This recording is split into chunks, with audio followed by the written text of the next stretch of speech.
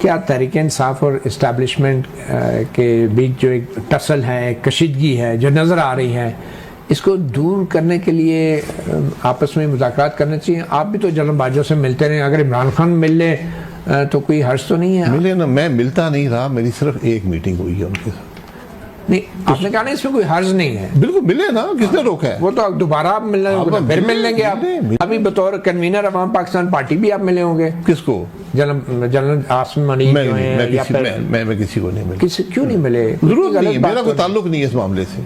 अच्छा, पहले तो चलो और बात, मुझे अगर कोई मशवरा करना चाहे तो मैं बिल्कुल पब्लिकली जाके मिलने तो आपके ख्याल में अगर मेरे साथ कोई ऐसी चीज है, मेरे पास नॉलेज है जिसको मुल्क को फायदा मिल सकता है, मुझे प्राइम मिनिस्टर साहब बुला लें, उनको भी मिल लूंगा, जो बुला लें मिल लूंगा, जो भी फायदा उठाना। हमारा पाकिस्तानी तो है ना, मेरी सिटीजनशिप तो खत्म नहीं हुई ना। नहीं बिल्कुल वो तो नहीं वापस लिया आपने। सर ये बताए ना कि एस्टैब्लिशमेंट और पीटीआई के दरमियान राब्ते होने चाहिए, मुज़ाकरात होने चाहिए। सर एस्टेब्लिशमेंट जाने और पीटीआई जाने, बतौर एक सियासतदान आपके ख्याल में मौजूदा हालात के अंदर ये इस बात? देखिए, अगर वो फरीक हैं एक दूसरे के तो बिल्कुल बैठकर ये मामला तय होगा, लेकिन ये मामलात अगर आपने तय करने हैं, इसको एक बड़े प्लेटफॉर्म पर तय करें। आज ये बात तो दुरुस्त है ना कि आपस में फरीक बन गए ना, एस्टेब्लिशमेंट और पीटीआई फरीक हैं, ये बात तो हम सब मानते हैं ना। आप रोज अखबार बात भरे होते हैं, आज ही वो ये कह गया तो ये कह गया। आज एक ज़रूरत मुल्क की भी है, यहाँ एक मुल्क भी है बदकिस्मती से, यहाँ सिर्फ फौज नहीं है या पीटीआई नहीं है, पीएमएलएन, एक मुल्क भी है, 24 करोड़ लोग भी है। अवाम पाकिस्तान पार्टी कुछ नहीं मानते, हम अभी तक फ्री नहीं बने, हमें रहने दें।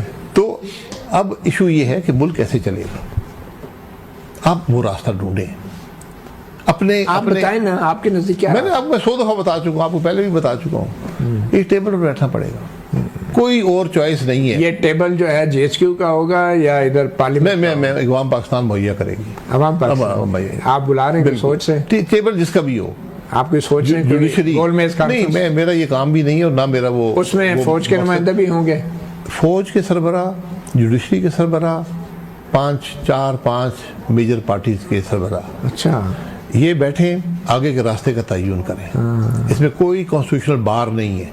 आज मुल्क के गैर मामूली हालात हैं, आपको हल भी गैर मामूली मिलेगा।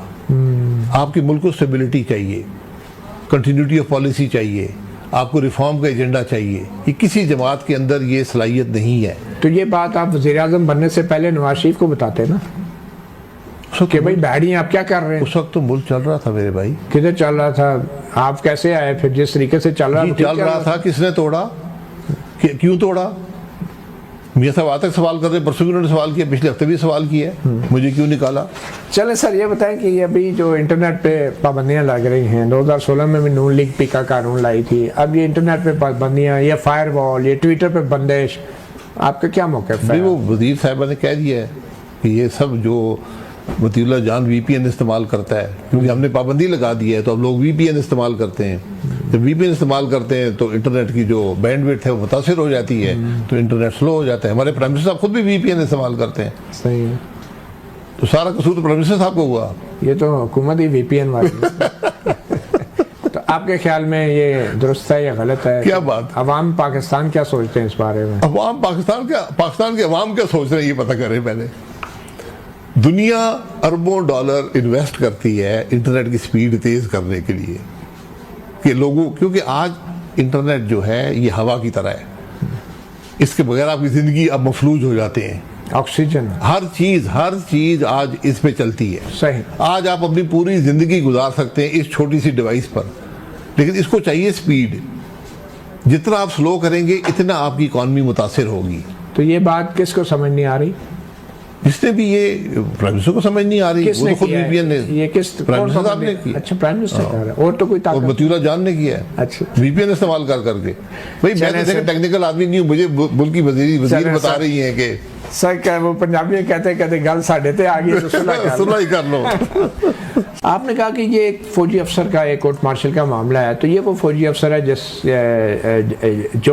जिसके बारे में आपके लीडर, साबिक लीडर माजरत के साथ नवाज शरीफ बराह रास्त नाम लेकर इल्ज़ाम लगाते रहे, जनरल बाजवा, जनरल फैज ने ये किया, और फिर हाई कोर्ट के एक जज इन फौजी अफसर का नाम लेके कहते रहे कि जब DGI थे और उसके चंद हफ्ते बाद आप वज़ीर आज़म भी बन गए कि ये मुदाखलत करते रहे, उनसे मुलाकातें करते रहे, शरीफ खानदान को ज़मानतें नहीं देनी, हमारे 2 साल की मेहनत ज़ाया हो जाएगी, ये वो वाले फौजी अफसर हैं। तो आप कहते हैं ये कोई बहुत मामूली फौजी अफसर थे? बिल्कुल, हर फौजी अफसर होता है रिटायरमेंट तक, फिर रिटायर्ड अफसर बन जाता है और वो एक कानून के तहत काम करता है। अगर हुकूमत आज उसी जमात की है, मियाँ साहब उस जमात के सरबराह हैं, तो उनको पूरा हक हासिल है कि वो इनके खिलाफ कार्रवाई कर सकते हैं। होनी चाहिए कि नहीं, ये बताएं ना। अगर उनके पास ये एविडेंस है, एविडेंस बेस्ड कार्रवाई होती है। आपके पास कोई एविडेंस नहीं है कि मेरे पास सियासत की है या सियासत में इंजीनियरिंग की है? मैं तो हुकूमत में नहीं हूं ना।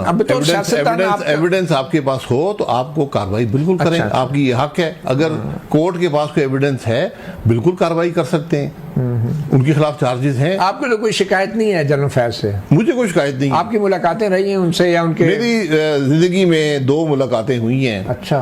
एक जब जनरल बाजवा साहब से हम 3 लोग उनकी ख्वाहिश पर उनसे मुलाकात की थी 2018 में। कौन कौन थे?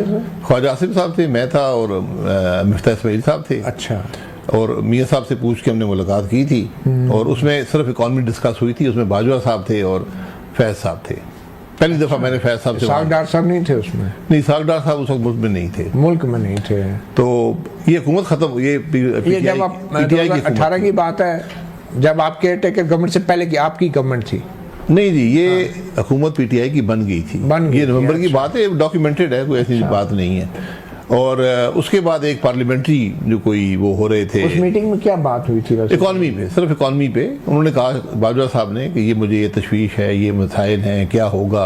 एक राय का एक्सचेंज ऑफ व्यूज था, काफी लंबा। तो आप एक आम ऐसे फौजी अफसर के पास मुलाकात के लिए आप क्यों चले गए बतौर सियासतदान? आप तो कहते हैं ये फौजियों का अंदरूनी मामला है, आर्मी एक्ट होता है, फिर आप मुलाकातें भी करते हैं, तो आपको महसूस देखें हम अपोजिशन में थे। तो आर्मी चीफ से क्या आपका ताल्लुक? आर्मी चीफ ने कहा मैं मिलना चाहता हूँ, इकॉनमी डिस्कस करना चाहता हूँ। जनरल फैज भी मौजूद थे उस मीटिंग में? जनरल फैज उनके साथ थे, उनकी तरफ से थे।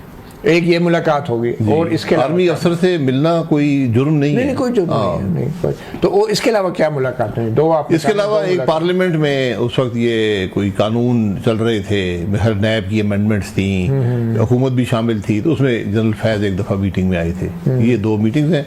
उसके बाद पिछले 4-6 महीने में 2-3 शादियों में मुलाकात हुई है। अच्छा। तो ये जो आप फौज के अफसरान से मईशत के बारे में बहस करने गए या गुफ्तगू करने गए या तबादला ख्याल करने गए, तो फौज के जो अफसरान हैं इनका मईशत से क्या लेना देना? इनकी क्या एक्सपर्टीज है? आप जैसा आदमी जिसका एक बड़ा एक्सपीरियंस है, वो भी इनके नहीं, वो भी उनका भी अपने किस कैपेसिटी में वो आपसे कैपेसिटी में, फौज भी इस मुल्क का हिस्सा है। अच्छा। उनके पास भी अपने इकोनॉमिक विंग्स हैं, वो देखते हैं मुल्क की इकॉनमी कहाँ जा रही है। उनका क्योंकि इकॉनमी उनका हिस्सा होता है, उनको बजट इकॉनमी वहीं से आता है। अच्छा।